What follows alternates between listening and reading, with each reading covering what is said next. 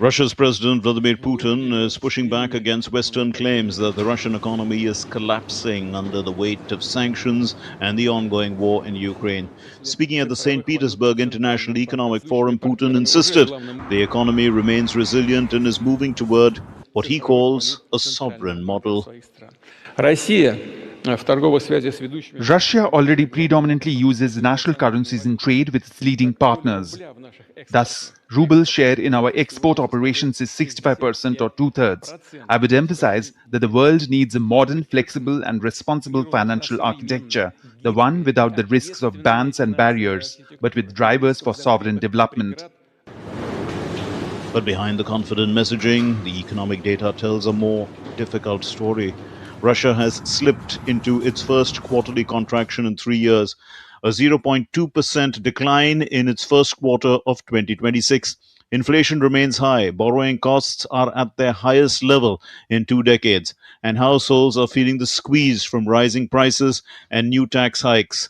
The government has already run an $80 billion budget deficit in just the first 4 months of the year, more than it had planned for all of 2026. The European Union's budget deficit in 2025 is 3.1% of GDP.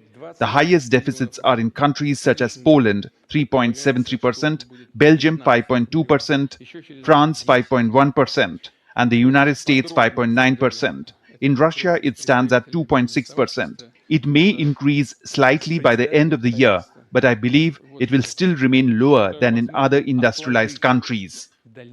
The war continues to exert heavy pressure. Ukraine has intensified strikes on Russian energy infrastructure, hitting oil depots and refineries deep inside Russian territory. One attack sent black smoke over St. Petersburg just as the Economic Forum was opening, a symbolic reminder of how the conflict is reshaping Russia's economy.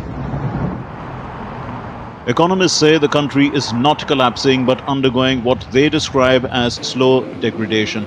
Labor shortages are worsening as tens of thousands of men are recruited each month for the war effort.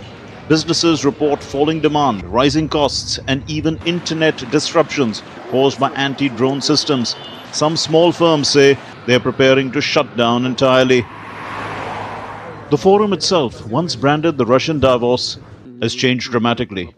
Western investors are largely absent, replaced by delegations from China, Saudi Arabia, and a handful of fringe Western personalities.